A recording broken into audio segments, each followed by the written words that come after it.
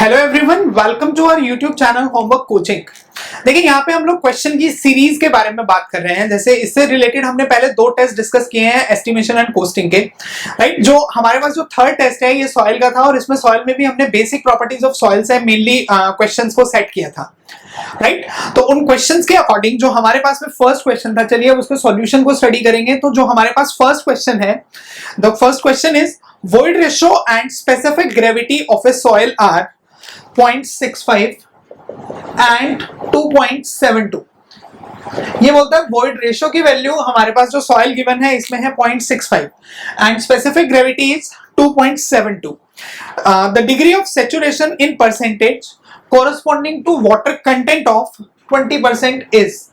मतलब आपको ये कैलकुलेट करना है। You have given void ratio, specific gravity, water content and degree of saturation. देखिए जब मैंने आपको इसकी थ्योरी कराई थी क्लास के अंदर, तो आई होप आप सबको याद होगा बेसिक रिलेशंस मैंने आपको बताया था। टोटल 4 रिलेशंस याद रखो, सारे करने की जरूरत नहीं है। और उनसे मैंने बहुत सारे आपको फॉर्मूला बनाने का भी तरीका समझाया था कि किस तरीके से आप एक गिवन फॉर्मूले से काफी सारे नए फॉर्मूले बना सकते हो, है ना। तो उसी को अगर हम फॉलो करते हुए चलते हैं, अब देखिए degree of saturation you have to determine and we have been given as void ratio, specific gravity and water content. कौन सा फॉर्मूला लगेगा? We can use Sehwag, SE equal to WG, right. Sehwag से याद कर सकते हो, सीवेज से याद कर सकते हो। Sewage is also an easy term, environment पढ़ भी रहे हैं तो उसमें सीवेज से रिलेटेड आता ही है हमारे पास में। तो अब डिग्री ऑफ सैचुरेशन आपको कैलकुलेट करना है। वॉइड रेशियो की value 0.65, water content 20%, 0.2 and specific gravity is 2.72। तो इनको जब फॉलो करते हैं तो इनको फॉलो करने पे सॉल्व करेंगे आप, तो यहां से लगभग आपके पास में आंसर आएगा 0.8375 के आसपास। तो परसेंटेज में आपसे पूछा है, आंसर विल बी 83.7%। तो ऑप्शंस के बेसिस पे हमारे पास में जो करेक्ट ऑप्शन रहेगा, that correct option will be option C, right. आगे नेक्स्ट क्वेश्चन पे बढ़ते हैं। Next is the void ratios at the loosest. ये एक्चुअली मिसप्रिंटिंग है, ए वॉइड रेशियो नहीं है, वो द वॉइड रेशियो आएगा। The void ratio at densest, loosest and natural states of a soil deposit are. Values कितनी given है? 0.2, 0.6 and 0.4। इसने बोला डेंसेस्ट। डेंसेस्ट का मतलब क्या होता है? वॉइड रेशियो मिनिमम, ठीक। लूजेस्ट मैक्सिमम वॉइड रेशियो होगी। नेचुरल स्टेट में E। डेंसेस्ट कंडीशन में बोला है 0.2, लूजेस्ट कंडीशन में 0.6, है ना, और नेचुरल कंडीशन में 0.4। You have to calculate relative density. Relative density या डेंसिटी इंडेक्स एक ही तो बात है। क्या था formula? Emax minus E divided by Emax minus E minimum. देखो बिल्कुल सिंपल से क्वेश्चन आते हैं अपने जेईई लेवल पे, सिंपल से हैं बिल्कुल। रिलेशंस अगर याद है बड़ी आसानी से सॉल्व कर सकते हो, डेटा गिवन होता है। Emax की value 0.6, natural void ratio 0.4। Emax minus E minimum की अगर बात करते हैं तो Emax minus E minimum 0.6 minus 0.2, 0.2 by 0.4, 0.5 या फिर 50%। तो मेरे पास में करेक्ट आंसर जो बनेगा वो होगा आंसर सी, दैट मीन्स 50%। आगे बढ़ते हैं। Next is third question, that means the following data were obtained from a liquid test conducted on a soil sample. आपको एक पूरा का पूरा एक लिक्विड, बेसिकली लिक्विड लिमिट के डिटर्मिनेशन के लिए एक ऑब्जर्वेशन सेट दिया है एक टेबल की फॉर्म में, है ना। इसमें क्या बोलता है? इसमें बोलता है नंबर ऑफ ब्लोज। यहां पे था नंबर ऑफ ब्लोज, यहां पे अपने पास वाटर कंटेंट, ठीक। Number of blows 17, 22, 25, 28 and 44। अब देखो आपको बताना क्या है, you have to calculate liquid limit. अब ध्यान रखिए कैसर-गेरांडे की थ्योरी। कैसर-गेरांडे ने बताया था कि लिक्विड लिमिट के लिए उसने अपना एक टेस्ट दिया था। आई होप आपको याद होगा, रिवॉल्यूशंस वाला टेस्ट था, फ्लो टेस्ट वाला, फ्लो चार्ट जिसमें बनता था वो वाला टेस्ट है ये। तो उसके हिसाब से वो बोलता था कि नंबर ऑफ रिवॉल्यूशंस जब 25 होंगे तो उस टाइम पे, नंबर ऑफ रिवॉल्यूशन जब 25 होंगे उस टाइम पे जो वाटर कंटेंट होगा वो वाटर कंटेंट उसके लिक्विड लिमिट को इंडिकेट करेगा। जब हमारे जो ग्रूव कट हुआ था, ये ग्रूव के दोनों पार्ट्स एक दूसरे को टच कर जाएंगे, मतलब एग्जैक्ट 25 रिवॉल्यूशंस पे ये ग्रूव के पार्ट टच करने चाहिए और उस टाइम पे जो वाटर कंटेंट होगा वो उसकी लिक्विड लिमिट को इंडिकेट करेगा। तो अब अपने क्वेश्चन के अकॉर्डिंग अगर देखा जाए तो वाटर कंटेंट जो है, जो 25 में मेंशन है यहाँ पे, दैट इज 61.9। तो मेरे पास करेक्ट आंसर क्या रहेगा? 61.9%। इसमें एक छोटी सी वेरिएशन भी पॉसिबल है। मान लो लेट अस सपोज 25 नहीं दिया, 22 दिया है, 28 दिया है, तो फिर हम लोग क्या करेंगे? अपना फ्लो इंडेक्स वाला कॉन्सेप्ट फॉलो करके हम लोग आईएफ की वैल्यू को कैलकुलेट, फ्लो इंडेक्स के बेसिस पे फिर हम लोग इस वाटर कंटेंट को कैलकुलेट करेंगे 25 के हिसाब से ही। ठीक है, ध्यान होगा। वैसे मैंने नोट्स में इस तरीके के क्वेश्चंस आपको काफी कराए थे, एक बार आप नोट्स को रेफर करेंगे तो डेफिनेटली आपको मिल जाएगा। नेक्स्ट क्वेश्चन पे पढ़ते हैं, fourth question. Next is the data from a sieve analysis conducted on a given soil sample shows that 67% of soil, ध्यान से सुनिए, 67% of soil passing through 75 micron sieve, मतलब IS 0.075 mm sieve से कितना material पास हो रहा है? 67% मटेरियल इज पासिंग, राइट। आगे बोलता है liquid limit 45%, plastic limit is 33%. You need to classify the soil. You have to determine the group symbol of the soil as per IS 1498. Indian standard classification system के according आपको इसे classify करना है। देखो, अगर अपने क्लासिफिकेशन के concept की बात करते हैं तो मैंने आपको बताया था 75 माइक्रोन की सीव से, ध्यान से सुनिए, 75 माइक्रोन की सीव से अगर 50% से ज्यादा पार्टिकल पास हो जाते हैं, ठीक है, तो वो हो जाएगी फाइन सॉइल, और 50% से कम पार्टिकल पास हो जाएंगे तो वो हो जाएगी कोर्स सॉइल। तो इसने बोला 67% पार्टिकल्स पास हुए हैं, तो इसका मतलब सॉइल कैसी है? Fine soil. और फाइन सॉइल को हम लोग क्लासिफाई कैसे करते थे? फाइन सॉइल को हम क्लासिफाई करते थे प्लास्टिसिटी चार्ट के बेसिस पे, ठीक है। अब प्लास्टिसिटी चार्ट का कॉन्सेप्ट ये था, इस तरीके के से अपने पास में एक चार्ट अवेलेबल था। ये था लिक्विड लिमिट 35%, ये था लिक्विड लिमिट 50%, राइट। और साथ में यहां पे है अपने पास प्लास्टिसिटी इंडेक्स और लिक्विड लिमिट, एक लाइन होती थी ए लाइन। आई होप याद होगा आप सभी को। इसके बेसिस पे आपको सॉल्व करना है। अब देखिए आपके पास में जो ऑप्शंस गिवन हैं, मैं पहले ऑप्शंस लिखता हूं क्योंकि हम इसमें एलिमिनेशन रूल यूज कर सकते हैं। Options is SC Sandy clay, second option is MI intermediate silt, third option is CH high plastic clay, and fourth option is MH high plastic silt. देखो इसमें बोला लिक्विड लिमिट कितनी given है? Liquid limit is 45%। हमेशा ध्यान रखो, कभी भी क्वेश्चन इस तरीके से आए, सबसे पहले यही देख लो, लिक्विड लिमिट 45%। जब अपने पास लिक्विड लिमिट 35% से कम होती थी तो लो प्लास्टिक, 35 से 50 के बीच में इंटरमीडिएट प्लास्टिक, और 50 से अबव में हाई प्लास्टिक। तो अभी लिक्विड लिमिट 45% दिए, यहां कहीं पे होगा तो कैसा आएगा? Intermediate plastic. तो इंटरमीडिएट प्लास्टिक के अकॉर्डिंग आंसर क्या रहेगा?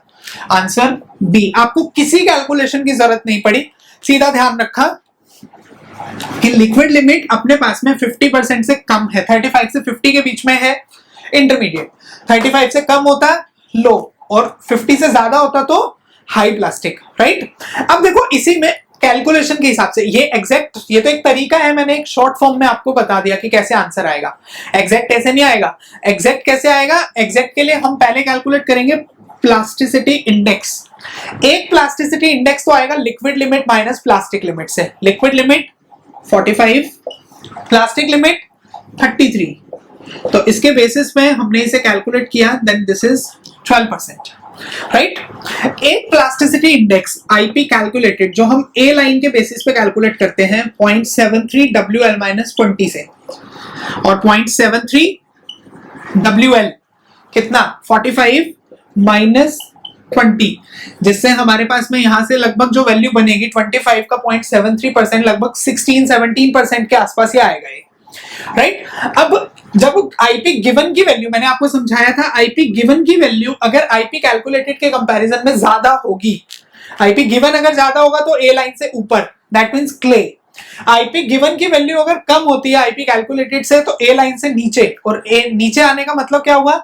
सिल्ट भी हो सकती है, ऑर्गेनिक्स भी हो सकते हैं, तो सिल्ट ऑर्गेनिक्स के बेसिस पे MI, ठीक है। इस तरीके से भी आप अपने क्वेश्चन का आंसर बता सकते हैं। इनफैक्ट यही इसका एग्जैक्ट प्रोसेस है, करेक्ट सॉल्यूशन ऐसे ही इसमें एग्जिस्ट करता है। आगे बढ़ते हैं नेक्स्ट क्वेश्चन की तरफ। Next is the undrained cohesion of a remoulded clay is 10 kilonewton per metre square.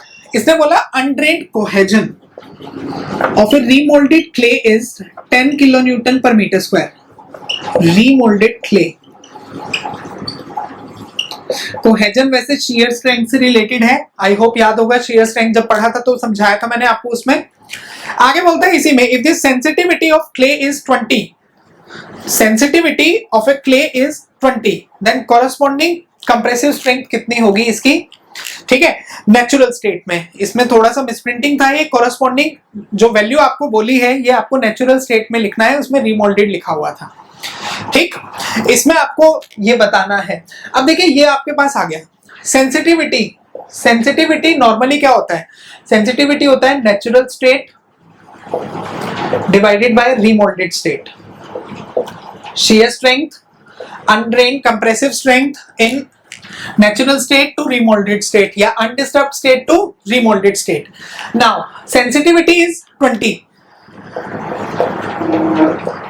Natural वाला कैलकुलेट करना है। रिमोल्डेड कितना दिया है, रिमोल्डेड इज 10, तो सी की वैल्यू कितनी आ गई 200 किलो न्यूटन पर metre square. Therefore the correct option will be option D, right. आगे बढ़ते हैं नेक्स्ट क्वेश्चन की तरफ। Next is the ratio of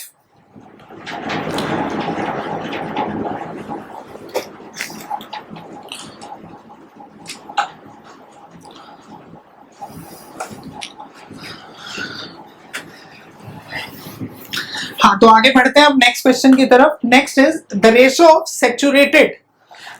saturated unit weight to dry unit weight of a soil is, that means rho saturated to rho D. इसकी value given है 1.25, specific gravity is 2.65। You have to calculate void ratio. बेटा ध्यान रखना है इस particular point में, ये सिर्फ आपको कंफ्यूज करने के लिए दिया, बहुत आसान क्वेश्चन है ये। सैचुरेटेड डेंसिटी का फॉर्मूला क्या होता है, हम लोग ये लिख सकते हैं G plus e upon 1 plus e into density of water, ये लिख सकते हैं ना। सेम ऐसे ड्राई का फॉर्मूला क्या था, G into density of water upon 1 plus E. I hope याद होंगे फॉर्मूले दोनों, ठीक है, इक्वल टू 1.25। अब देखो डेंसिटी ऑफ वाटर से डेंसिटी ऑफ वाटर तो कैंसिल, 1 प्लस ई से 1 प्लस ई कैंसिल, क्या बच गया, यहां बचा G plus e upon G equal to 1.25। Now G is 2.65,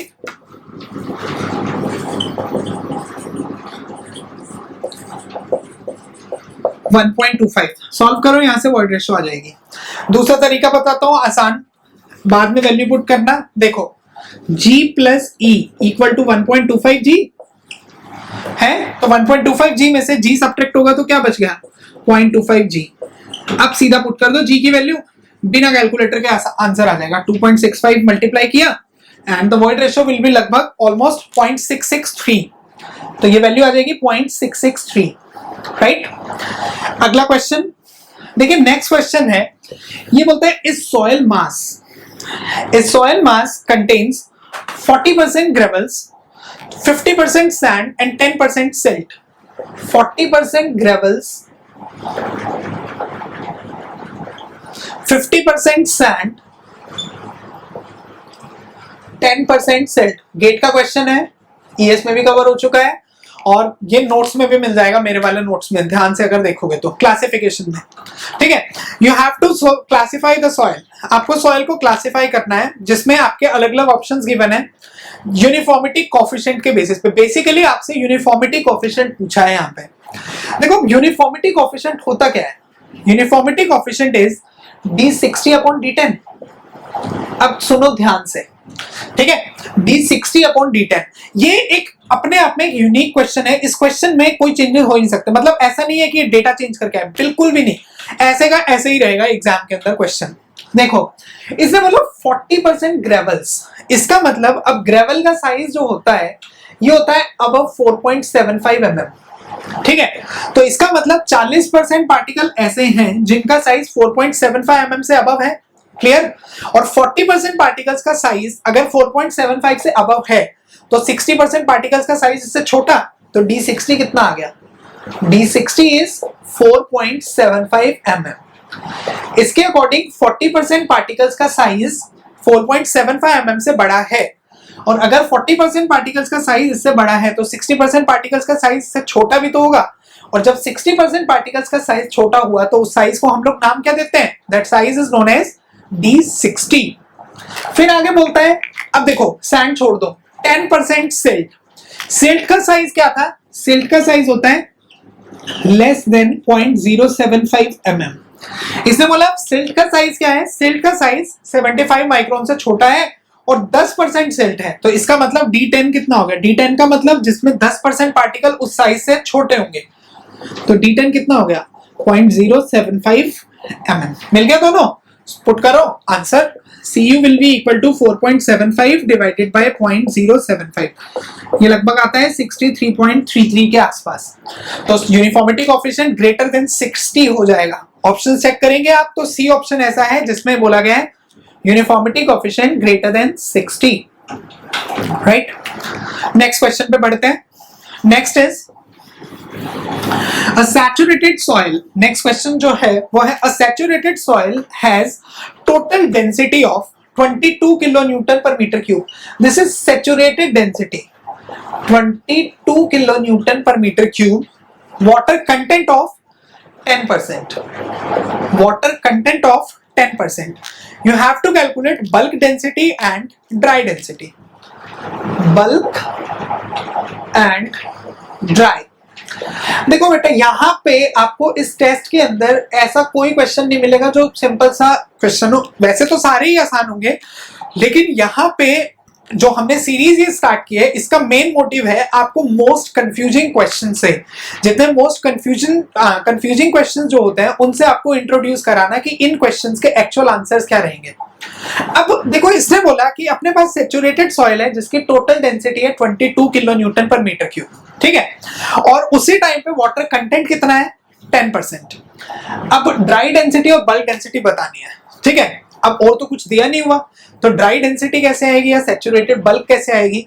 देखो, नेचुरल कंडीशन में अगर सॉइल अपनी सैचुरेटेड है तो बल्क और सैचुरेटेड डेंसिटी दोनों इक्वल हो जाएंगे। तो फॉर एट नेचुरल कंडीशन अगर सॉइल अपनी फुल्ली सैचुरेटेड है तो बल्क डेंसिटी और सैचुरेटेड डेंसिटी दोनों इक्वल हो जाएंगे। तो वैल्यू कितनी आ गई? 22 किलो न्यूटन पर मीटर क्यूब। आई होप ये पॉइंट क्लियर हुआ होगा सभी को, ठीक। उसके बाद में आगे बोलता है ड्राई। अब ड्राई और बल्क में क्या रिलेशन था? Rho d is equal to rho upon 1 plus डब्ल्यू। तो 22 अपॉन 0.1, आंसर 20 किलो न्यूटन पर metre cube. I am sure, देखो अभी तक सबने क्वेश्चन देखा होगा, ये क्वेश्चन बहुत कॉमन है, लेकिन उसमें चेंजेस क्या होते हैं? ये दिया होता है bulk density, water content, dry calculate करो, ठीक है। कंफ्यूज करने के लिए क्वेश्चन की स्टेटमेंट चेंज की गई है। यहाँ पे आया saturated water content and you have to calculate bulk density. ध्यान रखिएगा, नेचुरल कंडीशन में बल्क डेंसिटी और ड्राई डेंसिटी दोनों, बल्क डेंसिटी और सैचुरेटेड डेंसिटी दोनों सेम होंगी सैचुरेटेड नेचुरल कंडीशन में, ठीक है। नेक्स्ट जो क्वेश्चन है that is the water content of a saturated soil and the specific gravity were found to be. इसने बोला सैचुरेटेड सॉइल, तो सैचुरेटेड वाटर कंटेंट आएगा और वो सैचुरेटेड वाटर कंटेंट है 30%। स्पेसिफिक ग्रेविटी 2.7, ठीक। assuming the unit weight of water as 10 kilonewton per meter cube, calculate saturated unit weight and void ratio। आपको इनको assume करके आपको सबसे पहले तो saturated unit weight बताना है, तो इसका मतलब गामा सैचुरेटेड बताना है और void ratio की वैल्यू आपको बतानी है, ठीक है। करते हैं इसमें। अब देखो सैचुरेटेड यूनिट वेट, हम लोग पढ़ते हैं सैचुरेटेड यूनिट वेट को, इनफैक्ट बल्क यूनिट वेट को हमने ये लिखा था, ठीक है, ये था बल्क। अब आपको सैचुरेटेड बोला है, तो सैचुरेटेड में डिग्री ऑफ सैचुरेशन कितना हो गया? 1। तो gamma saturated will be equal to, gamma W भी आता है यहाँ पे, ये बना। अब देखो साथ में इसने बोला Sehwag, S E equal to W G. If S is equal to 1, अगर S की वैल्यू 1 है तो E की वैल्यू किसके इक्वल आ जाएगी? Saturated water content into G। तो यहीं पे पुट कर दे, यहाँ पे गामा सैचुरेटेड में मैं इसको ये लिख दूं G प्लस, क्योंकि सैचुरेटेड है तो water saturated water content into G upon 1 plus into gamma W। ठीक है, अब तो बस डेटा ही तो पुट करना, और तो कुछ है ही नहीं इसमें।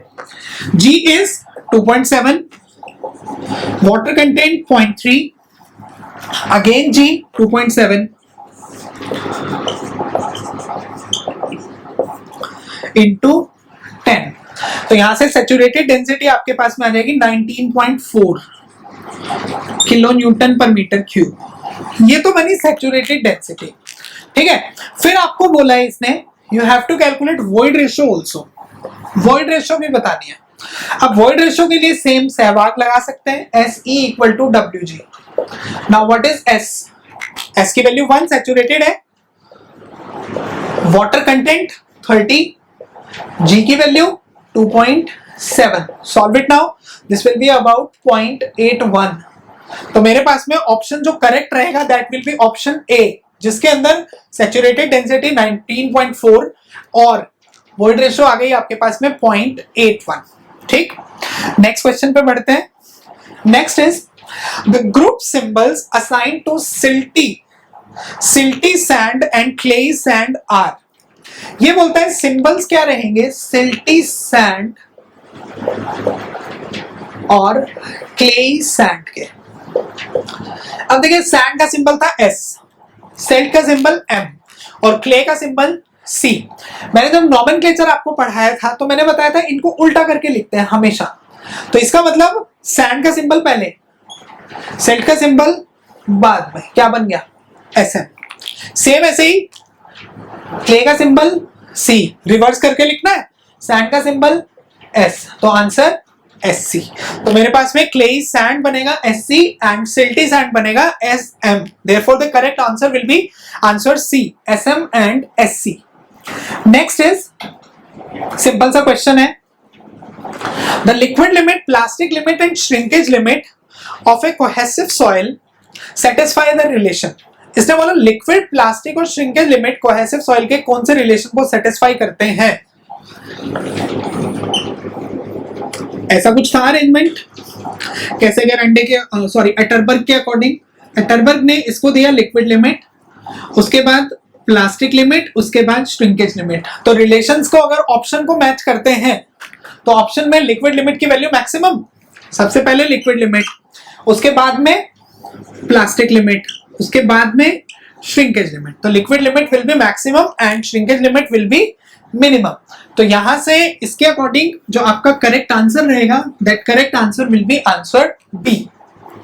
ठीक, अगले क्वेश्चन पे बढ़ते हैं। Question number 13, the deposit with flocculated structure is formed. Flocculated structure से डिपॉजिट जो बनेगा ये कब बनेगा? पहला ऑप्शन है clay particle settle on a sea bed, second is clay particle settle on fresh water lake, third is sand particle settle on river bed, next is sand particle settle on sea bed. तो मेरे पास में जो इसका correct answer रहेगा वो होगा clay particle settle on sea bed. जब भी सी बेड पे पार्टिकल्स होते हैं तो ये पोलर नेचर के पार्टिकल्स होते हैं। पोलर नेचर के कारण से इसके अंदर जनरली चार्ज की फॉर्मेशन होती है। एंड आई थिंक आपको याद होगा जब हमने फ्लोक्युलेटेड स्ट्रक्चर का कॉन्सेप्ट किया था तो इस तरीके से नेगेटिव और पॉजिटिव चार्जेस अपने आप को एक दूसरे के साथ अट्रैक्ट करते हैं। तो ऐसा कुछ अरेंजमेंट आया था, तो उसी अरेंजमेंट को अगर हम फॉलो करते हुए चलते हैं तो इस टाइप के फ्लोक्युलेटेड स्ट्रक्चर की फॉर्मेशन एग्जिस्ट करती है। ठीक, आगे बढ़ते हैं। जो नेक्स्ट क्वेश्चन है मेरे पास में, this will be the results of sieve analysis carried out by 3 types of sand। sieve analysis से fineness modulus के टर्म्स में 3 रिजल्ट मुझे मिले हैं। एक तो है ये, this is for P। ठीक, एक इसके बाद में अगला जो है वो अगला है ये, this is for Q, और उसके बाद में अगला है ये। पहले वाला P है, दूसरे वाला Q है, तीसरे वाला R है। फाइननेस मॉडुलस के बेसिस पे इसकी वैल्यू आपको कैलकुलेट करनी है। ध्यान रखिएगा हमेशा फाइननेस मॉडुलस में लगता है ज्योमेट्रिक मीन का कॉन्सेप्ट। ज्योमेट्रिक मीन, और ज्योमेट्रिक मीन कैसे होता है इन्वायरमेंट में भी बताया था, इनफैक्ट वाटर डिमांड वाले पॉइंट पे हमने डिस्कस किया था। ज्योमेट्रिक मीन का कॉन्सेप्ट ये बोलता है कि जनरली जो सेंटर वाला जो पार्ट होगा, fineness modulus of Q, fineness modulus of Q जो रहेगा that will be fineness modulus of P into fineness modulus of R raise to power 1/2। अगर यहाँ पे 3 होते, मान लो 4 होते, ठीक है, तो फिर हम लोग क्या लेके चलते, एक का कैलकुलेट करने के लिए बाकी तीनों का प्रोडक्ट रेज़ टू पावर 1/3। अगर n होते तो n को मतलब एक आपको कैलकुलेट करना है और n उसके अलावा एक्स्ट्रा है, तो सबको मल्टीप्लाई करके रेज़ टू पावर 1/n के बेसिस पे हम लोग इस क्वेश्चन का सॉल्यूशन लेके चलते हैं, ठीक है। ध्यान रखना फाइननेस मॉडुलस की कैलकुलेशन हमेशा ज्योमेट्रिक मीन के बेसिस पे होती है। अगले क्वेश्चन पे पढ़ते हैं। Next is a fine grain soil, a fine grain soil has liquid limit of 60%। एक फाइन ग्रेन सॉइल है जिसकी लिक्विड लिमिट है 60% एंड प्लास्टिक लिमिट इज 20%। आपको बताना है प्लास्टिसिटी चार्ट के बेसिस पे ग्रुप का सिंबल क्या होगा। प्लास्टिसिटी चार्ट के बेसिस पे ग्रुप का सिंबल क्या होगा। पहला ऑप्शन है Cl, Cl, second option is Ci, third option is CH and fourth option is ClMl। अभी बताया था थोड़ी देर पहले। सबसे पहले देखो लिक्विड लिमिट 50% से ज्यादा तो हाई प्लास्टिक, 50 से 35 के बीच में इंटरमीडिएट एंड लेस देन 35 में लो प्लास्टिक। कितना है 60%। 50% से ज्यादा तो हाई प्लास्टिक, देखो एक ही ऑप्शन है, तो ऑप्शन सी इज करेक्ट। पूरा सॉल्व करने की जरूरत नहीं है, देखो क्वेश्चन को समझ के करोगे, ऐसे ही शॉर्ट ट्रिक्स होती है, ऐसे ही अपना क्वेश्चन जो है सोल्व हो जाता है, टाइम की सेविंग हो जाती है, ठीक है। अब इसी को हम उन न्यूमेरिकल्स में लगा सकते हैं जो ज्यादा टाइम कंज्यूमिंग न्यूमेरिकल्स हो सकते हैं, राइट। नेक्स्ट क्वेश्चन पे बढ़ते हैं, अगला भी इसी से रिलेटेड ही है। As per Indian standard soil classification system, as per Indian standard soil classification system the liquid limit is 40%, ठीक है। Plasticity index is 28%। सॉइल को क्लासिफाई करना है, ऑप्शन है आपके पास में CH, CI, CL, ClMl। अब ये वाला तो अब आपको खुद ही करना चाहिए मेरे हिसाब से, तो छोड़ देना चाहिए ना। चलो फिर भी देखते हैं। लिक्विड लिमिट किसके बीच में है, 35% से 50% के बीच में, तो हम लोग कौन सा मार्क करेंगे, सॉरी बी आएगा। इंटरमीडिएट है ना 35 से 50 के बीच में, तो इंटरमीडिएट है तो मेरे पास आंसर आ जाएगा CI।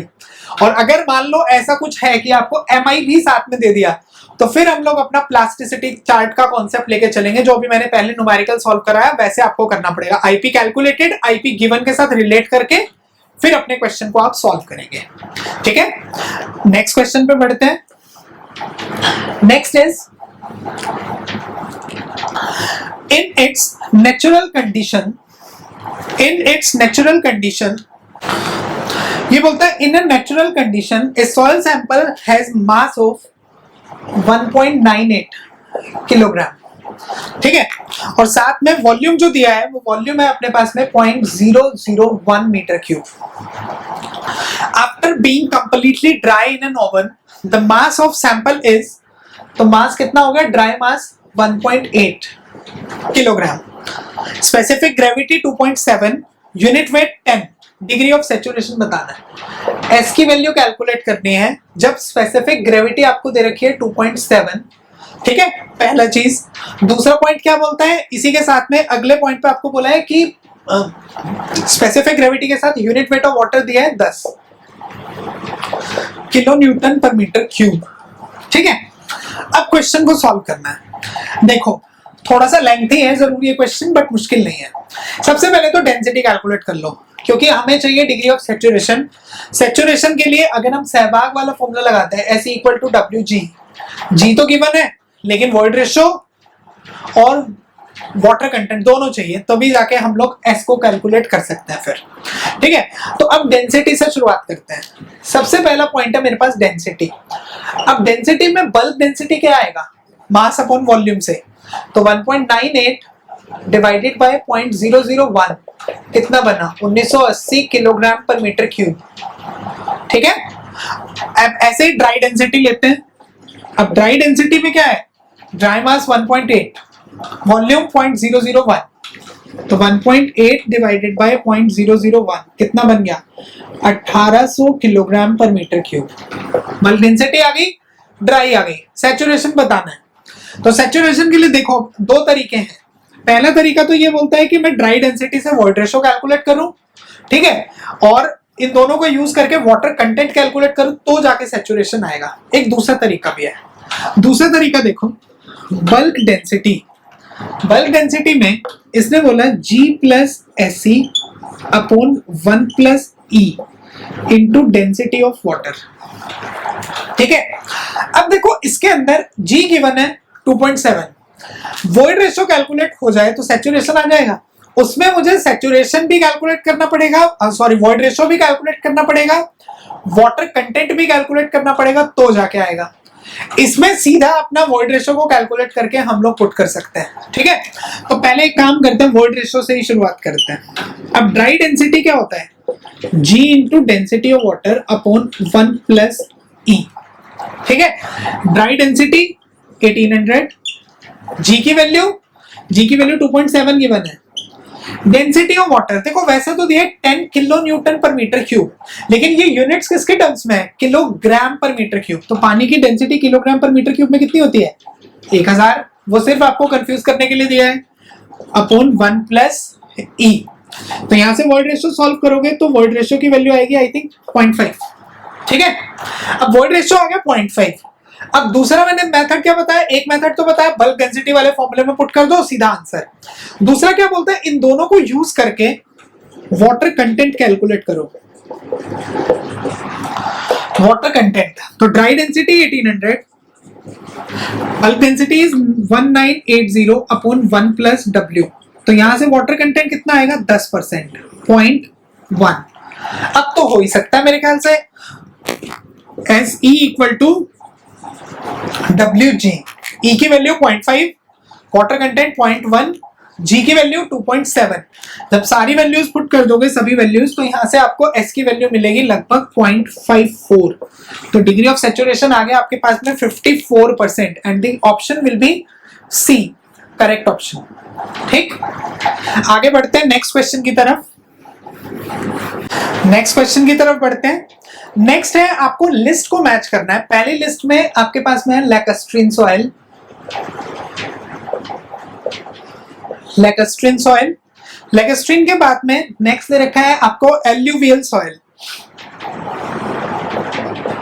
Alluvial soil. फिर दिया है एओलियन सॉइल, एओलियन सॉइल, और एओलियन सॉइल के बाद में आपको दिया मरीन सॉइल। ठीक है, ये हो गया अपने पास में A part, B, C and D. इधर जो सेकंड लिस्ट दी है इसमें फर्स्ट दिया है ट्रांसपोर्टेड बाय विंड, मैं सिर्फ ये लिख रहा हूं बाय विंड।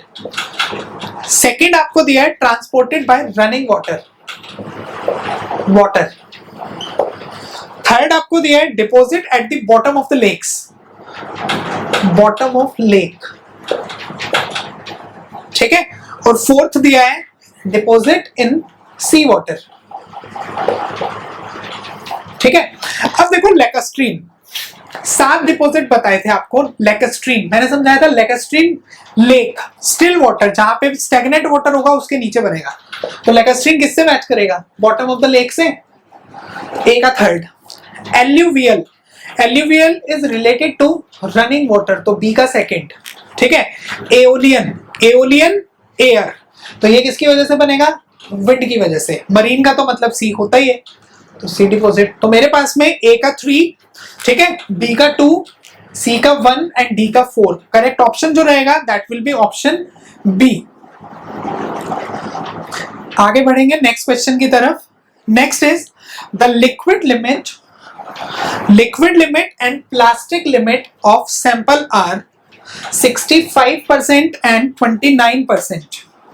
इसने बोला लिक्विड लिमिट कितना दिया है 65, प्लास्टिक लिमिट दिया है 29%, right. Soil fraction with grain size finer than 0.002, तो परसेंटेज क्ले पार्टिकल्स कितने गिवन है? 24%। एक्टिविटी बतानी है, बिल्कुल फॉर्मूला बेस्ड है, कुछ नया नहीं है। एक्टिविटी का formula IP upon percentage clay particles या percentage particles finer than 2 microns. IP कितना है? लिक्विड माइनस प्लास्टिक, तो 65 माइनस 29 अपॉन क्ले पार्टिकल्स 24। तो यहां से एक्टिविटी की वैल्यू आ गई आपके पास में 1.5। तो करेक्ट ऑप्शन जो रहेगा that will be option C. Next question पे बढ़ते हैं आगे। अगला क्वेश्चन बोलता है a soil has shrinkage limit of 10%। Soil has shrinkage limit of 10%, ठीक, and specific gravity of 2.7। Porosity of the soil at shrinkage limit बतानी है। You have to determine porosity. ध्यान रखिएगा, श्रिंकेज लिमिट जब भी इस तरीके से कुछ मिले, इसका मतलब है वाटर कंटेंट है 10%, जिसपे डिग्री ऑफ सैचुरेशन है 1, soil is fully saturated, right. तो अब यहां से अगर देखा जाए, देखो सैचुरेशन है, वाटर कंटेंट है, G है, अगर वॉइड रेशो आ जाए तो वॉइड रेशो के बेसिस पे पोरोसिटी तो कैलकुलेट हो ही सकती है। तो SE equal to WG, S की वैल्यू 1.1 इंटू 2.7, तो वॉइड रेशो आ गया 0.27। अब वॉइड रेशो 0.27 है तो पोरोसिटी और वॉइड रेशो में relation E upon 1 plus E, तो 0.27 अपॉन 1 प्लस 0.27। तो यहां से पोरोसिटी की वैल्यू आपके पास में लगभग 21.2% के आसपास आएगी। ध्यान रखिएगा, पोरोसिटी हमेशा परसेंटेज में, वॉइड रेशो हमेशा आपको फ्रैक्शन में, पॉइंट्स में लिखनी है, ठीक है, डेसिमल्स में। आगे बढ़ते हैं नेक्स्ट क्वेश्चन की तरफ। नेक्स्ट ये बोलता है in a wet soil mass air occupies 1/6 of its volume. इसका मतलब वॉल्यूम ऑफ एयर कितना हुआ? V/6, 1/6 बोला है इसने। And water occupies 1/3 of its volume. Volume of water कितना है? V/3। वॉइड रेशो बताना है, कैलकुलेट वॉइड रेशो E। अब देखो वॉल्यूम ऑफ एयर दिया, वॉल्यूम ऑफ वाटर दिया है, मिला दे तो वॉल्यूम ऑफ वॉइड्स भी तो बन गया। तो वॉल्यूम ऑफ वॉइड्स कितना हुआ? Volume of air plus volume of water. इसको एलसीएम लेके सॉल्व कीजिए, V plus 2V, 3V/2, 3V/6, तो V/2 बन गया। अगर वॉल्यूम ऑफ वॉइड्स V/2 है तो वॉल्यूम ऑफ सॉलिड्स कैसे आएगा? Total volume minus volume of voids, कितना आ गया? V/2।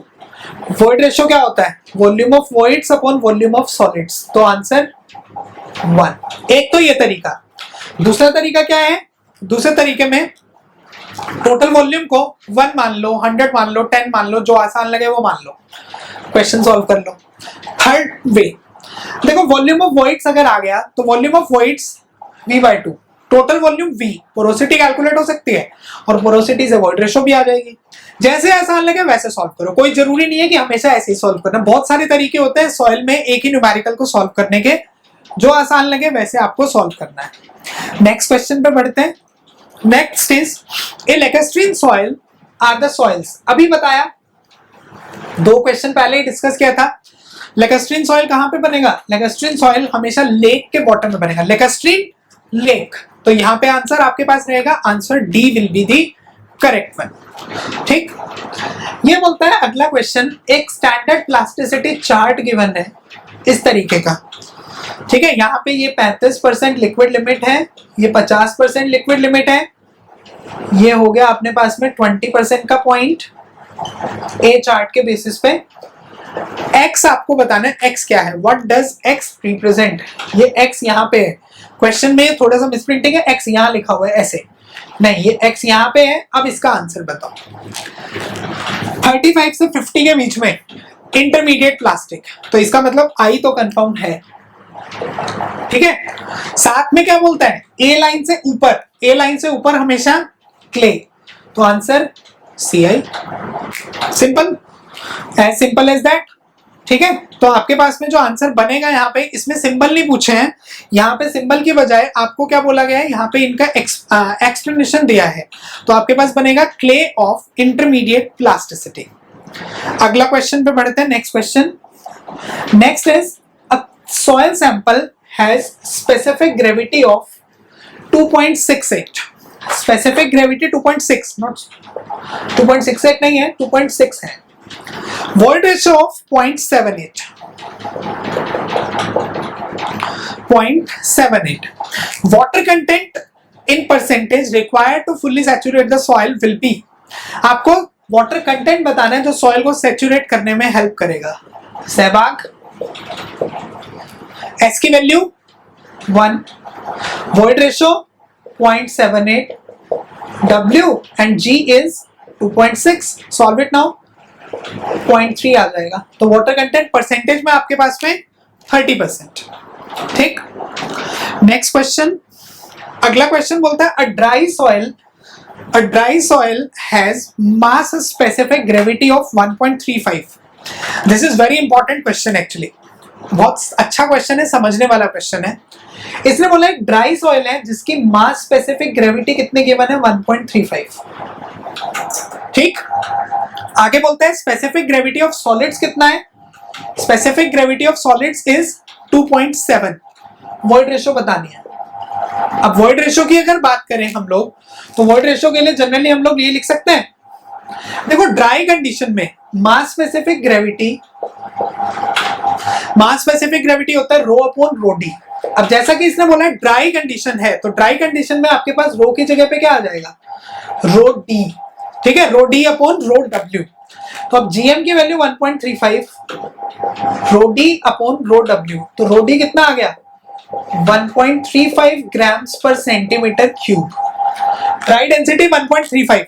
अब तो मैं सॉल्व कर ही सकता हूं. आगे देखो G है, वॉइड रेशियो बताना है. Rho d is equal to G into rho डब्ल्यू upon 1 plus E. 1.35 equal to 2.7 into 1 upon 1 plus E. तो यहां से वॉइड रेशियो की वैल्यू आपके पास में आ जाएगी 1. तो मेरे पास करेक्ट आंसर क्या रहेगा, मेरे पास करेक्ट आंसर रहेगा वॉइड रेशियो इक्वल टू 1. ठीक. देखिए नेक्स्ट क्वेश्चन देखते हैं. नेक्स्ट बोलता है a soil has liquid limit of 60%, plastic limit of 35% and shrinkage limit of 20%. ठीक है, तीनों limits they the. Natural moisture content is 50%. Liquidity index बताना है. अब देखो लिक्विडिटी इंडेक्स क्या होता है. लिक्विडिटी इंडेक्स का फॉर्मूला था W minus WP upon WL minus WP. W is 50, WP is 35, WL 60 minus 35. Solve करो, आंसर आ जाएगा यहां से. तो IL के लिए 15 अपॉन 25, तो आई गेस 0.6, 60% आना चाहिए. हाँ, तो 0.6 हमारे पास में आंसर रहेगा. Answer C will be the correct. आगे बोलता है next question is consider the following statement in a relation to the given sketch. आपको क्या बोलता है, आपके पास में है एयर, एयर के साथ में है वाटर एंड वाटर के साथ में सॉलिड्स. वॉल्यूम की टर्म्स में एयर का वॉल्यूम दिया है 0.2, वाटर का वॉल्यूम दिया है 0.3, सॉलिड्स का वॉल्यूम दिया है 0.5. ठीक है. मास की टर्म्स में एयर का मास निल, एयर का तो मास नहीं होता है. वाटर का मास 0.3 ग्राम्स. ठीक है, और सॉलिड्स का मास 1 ग्राम. आगे बोलता है soil is partially saturated at degree of saturation 60%. पहली ऑब्जर्वेशन है एस की वैल्यू 60%. दूसरी ऑब्जर्वेशन है वॉइड रेशियो इज 40%, तो E equal to 0.4. Third observation is saturated unit weight. In fact, third is water content is 30%. Fourth is saturated unit weight is 1.5 ग्राम पर centimetre cube. देखो इनमें से बताना है कि कौन कौन सी स्टेटमेंट करेक्ट है. राइट. सबसे पहले सैचुरेशन से शुरुआत करते हैं. सैचुरेशन क्या होता है, volume of water upon volume of voids. Water का वॉल्यूम 0.3, वॉइड्स का वॉल्यूम 0.2 प्लस 0.3, क्योंकि एयर और वाटर दोनों इन्वॉल्व होंगे तो 0.3 अपॉन 0.5. तो इसका मतलब डिग्री ऑफ सैचुरेशन तो 60% है. पहला option correct. First option is, मतलब फर्स्ट स्टेटमेंट इज करेक्ट, ये ऑप्शन नहीं है, ये स्टेटमेंट है अपने पास में, ठीक है। आगे बोलते हैं नेक्स्ट इज वॉइड रेशियो 0.4। अब यहीं से अगर वॉइड रेशियो लेते हैं तो वॉइड रेशियो क्या होता है, volume of voids upon volume of solids. Voids का वॉल्यूम 0.5, 0.2 प्लस 0.3, सॉलिड्स का वॉल्यूम भी 0.5 है, तो वॉइड रेशियो तो कितना आ गया 1। तो इसका मतलब पहला तो सही है लेकिन दूसरा गलत है। तीसरे पे बढ़ते हैं, वाटर कंटेंट। अब वाटर कंटेंट कितना है, mass of water upon mass of soil solids. Mass of water 0.3, solids का मास 1.3 और परसेंटेज में 30%, ये भी ठीक है। अब रह गया लास्ट, सैचुरेटेड डेंसिटी बतानी है आपको। अब देखो सैचुरेटेड डेंसिटी की अगर बात करें, मोस्टली स्टूडेंट यहीं पे कंफ्यूज हो जाता है और ये पूरा क्वेश्चन गलत हो जाता है। सैचुरेटेड डेंसिटी में हम लोग लिखते थे saturated mass upon volume. Now what is total volume, total volume तो ये सारा आ जाएगा, तो टोटल वॉल्यूम में 0.2 प्लस 0.3 प्लस 0.5। सैचुरेटेड मास में देखो सॉलिड का मास 1, वाटर का मास 0.3। देखो जब सॉइल सैचुरेट होगी तो एयर की जगह पे भी तो पानी आएगा, एयर को रिप्लेस कौन करेगा, वाटर, और जब वाटर रिप्लेस करेगा तो वाटर में कुछ ना कुछ तो मास होगा ही होगा। तो इस कारण से जब सैचुरेट कंडीशन में आएगी तो एयर की जगह पे पानी आ जाएगा। अब पानी का जितने ग्राम मास होता है उतने सेंटीमीटर क्यूब वॉल्यूम होता है, तो 0.3 सेंटीमीटर क्यूब वॉल्यूम ने 0.3 ग्राम मास को कंट्रीब्यूट कर दिया। ये बोलता है 0.2 सेंटीमीटर क्यूब जब और पानी आएगा तो नया मास कितना कंट्रीब्यूट होगा, 0.2। अब सॉल्व करो, यहां से आएगी सैचुरेटेड डेंसिटी जिसकी वैल्यू होगी 1.5 ग्राम्स पर सेंटीमीटर क्यूब। तो मेरी फोर्थ स्टेटमेंट भी करेक्ट है। तो फर्स्ट, थर्ड एंड फोर्थ तीनों स्टेटमेंट्स करेक्ट हैं और आपके पास जो करेक्ट आंसर रहेगा that answer will be answer B. I think समझ में आया होगा। यहाँ पे इतना ध्यान रखिए बस, जब सॉइल सैचुरेट होगी ड्राई से या पार्शियली सैचुरेटेड से तो पानी एक्स्ट्रा आने की वजह से एक्स्ट्रा मास भी आएगा। आगे बोलते हैं अ soil has liquid limit of 45%, ये भी क्लासिफिकेशन का ही है, ठीक, and lies above A line, A line से ऊपर लाई करती है। ग्रुप सिंबल बताना है ISCS के हिसाब से, इंडियन स्टैंडर्ड क्लासिफिकेशन सिस्टम के हिसाब से। पहला ऑप्शन CH, दूसरा ऑप्शन Cl, तीसरा ऑप्शन Ci, चौथा ऑप्शन Mi। इसने बोला लिक्विड लिमिट 45%, तो मतलब इंटरमीडिएट हो गया 35 से 50 के बीच में, तो पहले दोनों ऑप्शन का तो कोई सीन ही नहीं है, दोनों गलत, ठीक है। अब क्ले भी हो सकती है, सिल्ट भी हो सकती है, तो उसके लिए उसने क्या बोला, उसने बोला ए लाइन से ऊपर है, तो ए लाइन से ऊपर क्या रहेगा, क्ले, और ए लाइन से नीचे सिल्ट होता है, तो मेरे पास करेक्ट आंसर रहेगा आंसर सी, CI, ठीक है। अगला क्वेश्चन बोलता है dry density of a soil is 1.5 ग्राम पर सेंटीमीटर क्यूब, 1.5 ग्राम पर सेंटीमीटर क्यूब, ठीक है। सैचुरेटेड वाटर कंटेंट इज 50%, इसकी सैचुरेटेड डेंसिटी और सबमर्ज डेंसिटी बतानी है। आज ही के अभी इसी में टेस्ट के अंदर हमने एक क्वेश्चन पहले भी डिस्कस किया था, इसने बोला है ड्राई डेंसिटी दे दी, सैचुरेटेड वाटर कंटेंट दे दिया, सैचुरेटेड डेंसिटी बतानी है। देखो हमने ये पढ़ा ρD is equal to rho upon 1 plus W। जब ये वाटर कंटेंट सैचुरेटेड होगा, when this water content is saturated, तो ये जो डेंसिटी होगी ये भी तो सैचुरेटेड डेंसिटी होगी, राइट। अब उस कंडीशन में जब अगर ये वाटर कंटेंट नेचुरल है तो नेचुरल डेंसिटी, बल्क है तो बल्क डेंसिटी, और सैचुरेटेड है तो सैचुरेटेड डेंसिटी लेके चलेंगे। Now rho D 1.5 1 plus 0.5 multiply करो, सैचुरेटेड डेंसिटी कितनी आ गई, this saturated density will be 2.25 ग्राम पर सेंटीमीटर क्यूब। अब सैचुरेटेड अगर 2.25 है तो सबमर्ज्ड कैसे आती है, सबमर्ज्ड होता है saturated minus density of water, और पानी की डेंसिटी 1 सब्ट्रैक्ट कर दो, करेक्ट आंसर रहेगा answer C, 2.25 saturated and 1.25 submerged, ठीक है। अगला क्वेश्चन बोलता है a fill having volume of 1,50,000 cubic metre 1,50,000 cubic meter is to be constructed at void ratio of 0.8. void ratio कितना? 0.8. बोरोपिट का void ratio आपको गिवन है, जो बोरोपिट है इसकी void ratio है 1.4. तो आपको इसमें वॉल्यूम बताना है कि वॉल्यूम ऑफ बोरोपिट कितना होगा. देखो V1 गिवन है, E1 गिवन है, V2 कैलकुलेट करना है, E2 की वैल्यू गिवन है. सॉल्व हो सकता है. इसके लिए एक शॉर्ट फॉर्म है, एक शॉर्ट तरीका है. V1 upon 1 plus E1 is equal to V2 upon 1 plus E2. Solve कर रहा हूं, बस वैल्यूज पुट करनी है आपको और कुछ भी नहीं करना है. 1,50,000 1.8 is equal to V2 is we have to calculate and void ratio is 1.4. तो यहां से आपके पास में वैल्यू आ जाएगी लगभग 2 lakhs मीटर क्यूब. ठीक है. इसमें कॉन्सेप्ट अगर किसी को समझना है तो हम लोग वॉल्यूम ऑफ सॉलिड्स को कांस्टेंट लेंगे. आप पहले यहां से वॉल्यूम ऑफ सॉलिड कैलकुलेट कीजिए और उस वॉल्यूम ऑफ सॉलिड को इसमें पुट करोगे तो भी आपके पास में टोटल वॉल्यूम आ जाएगा. ये वही हमने यहां से कैलकुलेट किया. ये वॉल्यूम ऑफ सॉलिड होता है. Total volume upon 1 plus E volume of solids को इंडिकेट करता है. ठीक. आगे बोलते हैं नेक्स्ट क्वेश्चन.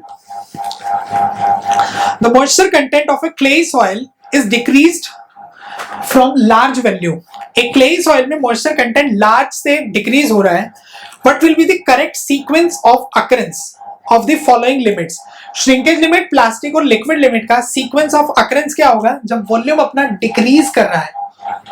ऐसा ग्राफ है. वॉल्यूम डिक्रीज होने का मतलब यहाँ पे. तो सबसे पहले क्या आएगा? सबसे पहले लिक्विड लिमिट आएगी, लिक्विड लिमिट के बाद प्लास्टिक लिमिट आएगी, प्लास्टिक लिमिट के बाद श्रिंकेज लिमिट आएगी. तो उसके हिसाब से पहले आएगा आपके पास में लिक्विड लिमिट 3, उसके बाद प्लास्टिक लिमिट 2, उसके बाद श्रिंकेज लिमिट 1. तो 3 to 1 आपका करेक्ट सीक्वेंस रहेगा. आंसर रहेगा आंसर बी. ठीक. अगला क्वेश्चन ये बोलता है कि हमारे पास में एक सॉइल मिक्स है. Given that the plasticity index of a local soil is 15% and plasticity of sand is 0. ये सॉइल का है, ये सैंड का है. ये बोलता है for a described plasticity index of 6%, 6% plasticity index के लिए सैंड का परसेंटेज बताना है. Percentage of sand in the mix should be. ठीक. देखो मैं ये बोल सकता हूं यहां पे सैंड की concentration, let sand is quantity of sand is X%. तो क्ले की क्वांटिटी कितनी आ जाएगी? जो सॉइल है, सॉइल की क्वांटिटी कितनी आ जाएगी? 100 - X, 100 - X. राइट. तो अब लगाना है इसमें mixture alligation property. X quantity of sand into plasticity index of sand, तो X into 0 plus quantity of clay 100 - X into plasticity index 15%. This is equal to total quantity. Total quantity कितनी है? 100%. और total plasticity index कितना है? 6%. Result solve कर लो. यहां से X की वैल्यू आ जाएगी आपके पास. ये तो 0 ही हो गया. 1500 - 15x इक्वल टू 600. तो यहां से आई थिंक x की वैल्यू बनेगी हमारे पास में 60%. तो मेरा करेक्ट आंसर रहेगा आंसर बी. ठीक. Last question is consider the following statement. A well graded sand should have, well graded sand should have. पहली स्टेटमेंट दी है यूनिफॉर्मिटी कोएफिशिएंट ग्रेटर देन 6. सही है I think. Well graded sand बोला है. Second condition दी है coefficient of curvature lies between 1 to 3. Third statement दी है effective size, grain size greater than 1. 3 condition. अब देखो ग्रेन साइज एक से ज्यादा ऐसा कोई जरूरी नहीं है सैंड के केस में, लेकिन ये दोनों कंडीशन सेटिस्फाई होती हैं. ठीक है. थ्योरी अगर आपको ध्यान हो, वेल ग्रेडेड ग्रेवल्स में CU की वैल्यू 4 से ज्यादा होनी चाहिए, लेकिन वेल ग्रेडेड सैंड में it must be greater than 6. और यूनिफॉर्मली जो अपना वेल ग्रेडेड सॉइल होता है उसमें ये तो अपना 1 से 3 के बीच में एग्जिस्ट करेगा ही करेगा. तो इसके हिसाब से आपके पास करेक्ट जो ऑप्शन रहेगा that will B first and second statement is correct. CU is greater than 6 and coefficient of curvature CC varies between 1 to 3. Right. तो ये था बेटा हमारे पास में जो हम लोग सॉइल की जो क्वेश्चंस बोल सकते हो, क्वेश्चन की सीरीज या टेस्ट सीरीज जो हम डिस्कस कर रहे थे उसका सॉल्यूशन ये था। अभी भी इसमें भी कोई आपको क्वेश्चन किसी पॉइंट पे कोई डाउट है आप कमेंट सेक्शन में लिखकर बता सकते हैं। आपको नेक्स्ट जब भी हम लोग नेक्स्ट टेस्ट डिस्कस करेंगे तो पहले मैं उस पॉइंट को आपको क्लियर कर दूंगा, उसके बाद में हम आगे बढ़ेंगे। राइट, टिल देन अब आपके पास जो नेक्स्ट टेस्ट आएगा वो नेक्स्ट टेस्ट होगा एनवायरमेंट में। अभी तक हमने जितना डिस्कस किया है that means raw water engineering का, तो उसको आप अच्छे से पहले प्रिपेयर कर लीजिए so that you can attempt that test. Right, अगर आपको ये लेक्चर ये वीडियो अच्छी लगी तो please like the video and comment on the video, और अगर अभी तक आपने हमारा चैनल सब्सक्राइब नहीं किया है please subscribe the channel. Thank you.